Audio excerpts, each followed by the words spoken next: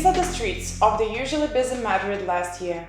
When COVID-19 struck Europe in early 2020, already by March, 250 million people found themselves under lockdown.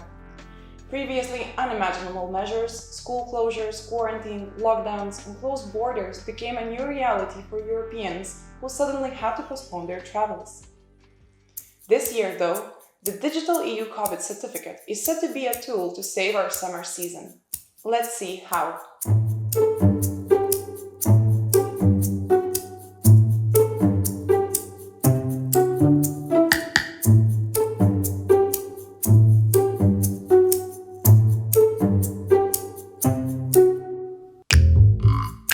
What I'm holding in my hands is the EU Digital COVID Certificate.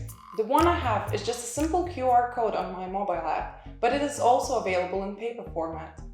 This free tool opens the EU borders for its citizens that have been vaccinated against coronavirus, have had a recent negative test result, or have recovered from COVID-19 infection. In this case, certification will be given from the 11th day from the first positive test, as it is believed that people are no longer contagious from this point, and will be valid for 180 days. Keep in mind that this certificate will not be a precondition to exercise the right of free movement, and it is not valid as a travel document. So how will it work? When traveling, the QR will be scanned, which will allow the authorities to determine the status of visitor based on records from their home EU country. It will be available in all member states and will have to be accepted across Europe. It also includes non-EU members of the border-free Schengen zone, Iceland, Liechtenstein, Norway and Switzerland. In this way, the certificate is designed to restore the freedom of movement after the pandemic-related restrictions, boost the economy, and of course, save the holiday season. A common approach on this was important for avoiding a patchwork across the bloc, with many different travel restrictions in the Union. With the certificate, citizens will have a practical tool that they can use to travel safely this summer. A tool that they know will be accepted wherever in Europe they decide to go. The certificate will enter into force on the 1st of July and will be valid for 12 months. To have the certificate running from July, the technical system has been in development in parallel with the legislative process. The technical system at the EU level went live on the 1st of June, and some countries have already passed the technical tests, meaning they are ready to issue and verify certificates. Member states are already being encouraged to start using the system on a voluntary basis.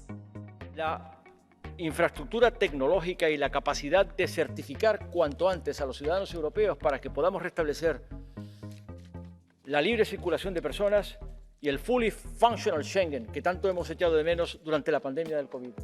When packing for your trip, you should check any additional rules that are set by the country of the destination. Firstly, when it comes to waiving free movement restrictions, member states will have to accept vaccination certificates for vaccines that received EU marketing authorization. But member states may also decide to extend this to EU travelers that received another vaccine. It is also up to the member states to decide whether they accept a vaccination certificate after one dose or after a full vaccination cycle has been completed. When traveling with children, the testing requirements are also to be set by the country of the destination. Another powerful tool for member states is the possibility to adopt additional national travel restrictions such as quarantine, self-isolation or testing if necessary and proportionate to safeguard public health. Such measures should be notified to other member states and the Commission at least 48 hours in advance. Member states will also have an option to use the certificate for non-travel uses. The agreement on the EU Digital COVID Certificate was reached under the urgent procedure. Commission proposed the initiative on the 17th March, and the end of the legislative process was a few months later, on the 14th of June, when the presidents of the three EU institutions, the European Parliament, the Council of the EU, and the European Commission, signed the regulation on the EU Digital COVID Certificate.